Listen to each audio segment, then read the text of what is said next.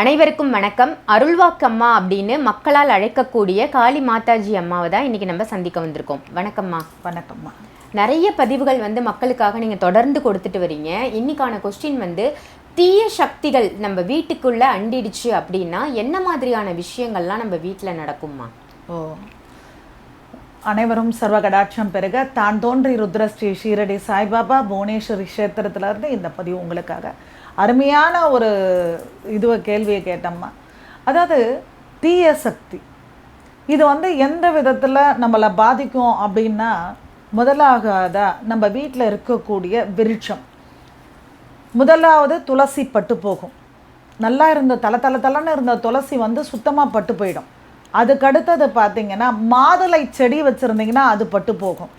அதுக்கடுத்தது கிச்சிலிக்காய், நாத்தங்காய், எலுமிச்சங்காய் அப்படின்னு சொல்லக்கூடிய அந்த கனிகள் இருக்கக்கூடிய விருட்சம் அதாவது பட்டு போயிடும். எப்படி அப்படின்னா கருகி போயிருக்கும். சில இடத்துங்களில் தென்னை மரமே கருகிடும், சுத்தமாக அப்படியே பட்டு போயிடும்.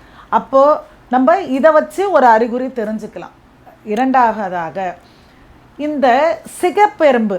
இந்த சிகப்பெரும்புன்றது வீட்டில் எந்த பக்கம் பார்த்தாலும் அந்த சிகப்பெரும்பினுடைய ஆதிக்கம் அதிகமாக இருக்கும். அப்படி இருக்கும்போது நம்ம தெரிஞ்சுக்கலாம் வீட்டில் ஏதோ எதிர்மறை சக்தியினுடைய தாக்கம் இருக்குது. அதனால் இந்த சிகப்பு எறும்புகள் அதிகமாக உள்ளே இருக்குன்றதை நம்ம தெரிஞ்சுக்கலாம். ஆனால் கருப்பெரும்பு இருந்தால் நம்மளுக்கு நல்ல காரியங்கள் நடக்க போகுதுன்னு அர்த்தம். அதையும் நீங்கள் உணர்ந்துக்கணும். அதுக்கப்புறம் கணவன் மனைவிக்குள்ளே பிரச்சனைகள் அதிகமாக வரும். இவ்வளோ நாள் நானும் அவரும் அந்நுண்ணியமாக இருந்தோம், இப்போ பார்த்தா எங்களுக்குள்ளே எந்த நேரமும் சண்டை வருது, மன நிம்மதியே இல்லைன்னு சொல்லுவாங்க. இது ஒரு விஷயம். குழந்தைகள் பெற்றவங்க பேச்சை கேட்கவே கேட்காது. உறவுகள் பகையாகும். எந்த காரியத்தை தொட்டாலும் அந்த காரியம் நடக்காது. அது மட்டும் இல்லாமல் இது நாள் வரைக்கும் நம்மக்கிட்ட வேலை பார்த்தவங்க நம்ம சொல்லுக்கு அஞ்சு வேலை பார்க்கறது போய் நம்ம சொன்னால் கூட நம்மளை சட்டையே பண்ண மாட்டாங்க. ரொம்ப திமிரா அகங்காரமாக இருப்பாங்க.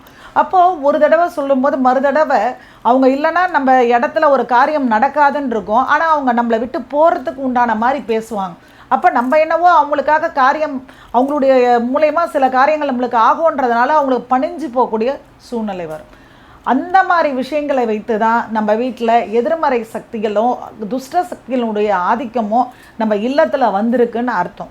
அதே மாதிரி சில இல்லத்தில் விளக்கு பொருத்துவாங்க, போய் பார்த்தா குளிர்ந்துருக்கும். சில நேரத்தில் எந்த பக்கமும் காற்றே இருக்காது, ஆனால் விளக்கு அலமோதிக்கிட்டே இருக்கும். இந்த மாதிரி ஒரு விஷயங்கள். நைட்டு படுத்தோம்னா நிம்மதியான தூக்கம் வராது, மாற்றி மாற்றி கெட்ட கனவுகள் வரும். அந்த கெட்ட கனவுகள் வரும்போது அந்த கனவு கண்ட நபர் மறுநாள் காலையில் அந்த ஒரு பயத்தோடையே இருக்கக்கூடிய ஒரு சூழ்நிலை இருக்கும். இந்த மாதிரி விஷயங்கள் தான்மா இந்த அதாவது துஷ்ட சக்தியினுடைய தன்மையை நம்மளுக்கு உணர்த்தக்கூடியது. அம்மா, நீங்கள் வீட்டில் என்னென்ன மாதிரியான அறிகுறிகள்லாம் இருக்கும்? செடிகள், மரங்கள்லேருந்து ஏன் தென்னை மரம் கூட கருகி போயிடும் அப்படின்ற மாதிரி சொன்னீங்க. ஒரு மனிதர்களுக்கு இது அண்டி இருக்குது, தீய சக்தி இருக்குன்னா அவங்களுக்கு என்ன மாதிரி அறிகுறிகள்லாம் இருக்கும்? சில பேர் ரோகத்தில் படுக்க வச்சிரும். ரோகம்னா வியாதி. சில பேர் வியாதியில் படுத்துருக்கும். எத்தனை போய் டெஸ்டெல்லாம் எடுத்தால் கூட எல்லா டெஸ்ட்டும் நார்மலாக இருக்கும். ஆனால் அவங்க சொல்லக்கூடிய காரணங்கள் டாக்டருக்கே புரியாது. இது மனிதன் உடல் ரீதியாக.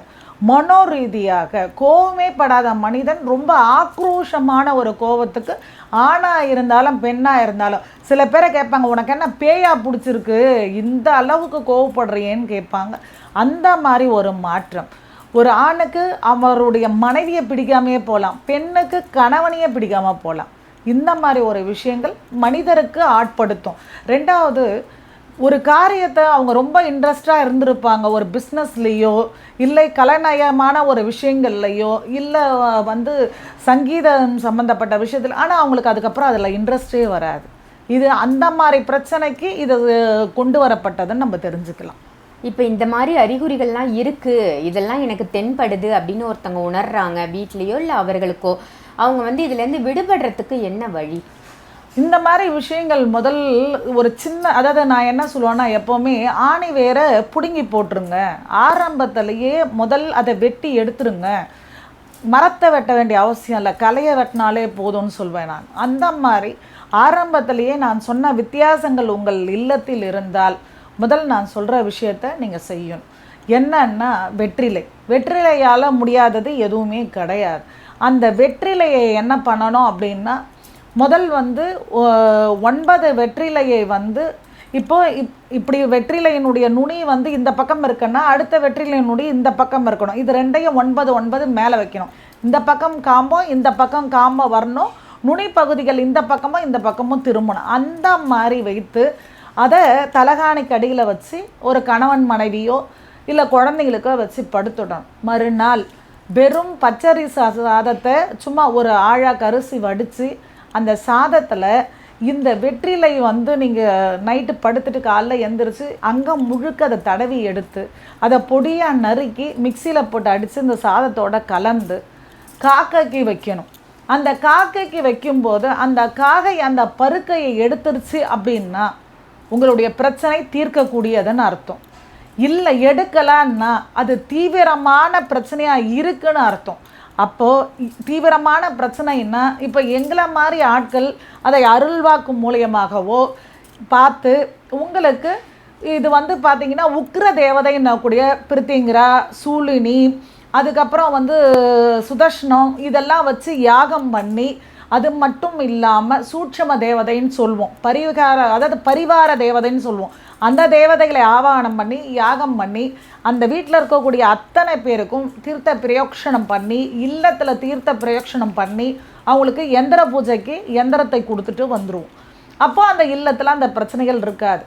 இதே தீர்க்க முடியும் அந்த காகம் வந்து அந்த சாதத்தை எடுத்துருச்சு அப்படின்னா கருவேலம் பட்டை, நாய்க்கடுகு, மருதாணி விதை, பூண்டு தோல் இதை கொண்டு வீட்டில் அலற சாம்பிராணி போட்டிங்க அப்படின்னா கண்டிப்பாக அதனுடைய ஆற்றல் அறவே ஒழிஞ்சு போயிடும். எந்த பிரச்சனையும் இல்லத்தில் இருக்காது.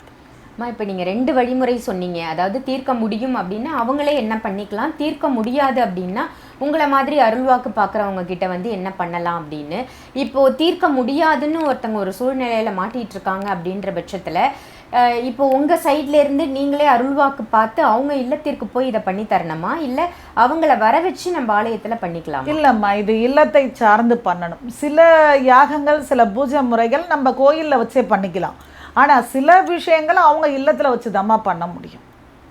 ரொம்ப சிறப்பான தகவலாக கொடுத்தீங்க. தீய சக்திகள் துர்சக்திகள் ஆட்கொள்ளல் அப்படின்றது இப்போ நிறைய பேர் இல்லங்கள்லேயும் இருக்குது, மனிதர்கள்கிட்டேயும் இருக்குது. இந்த மாதிரியான தீய சக்திகள்லேருந்து விடுபடுறதுக்கு என்ன வழி அப்படின்னு எளிமையாக வீட்டில் செய்யக்கூடிய வழிமுறையும் சொல்லியிருக்கீங்க. அதை தாண்டி அதிகமாக இருந்தால் எப்படி அவங்க தீர்த்துக்கணும் அப்படின்னு சொன்னீங்க.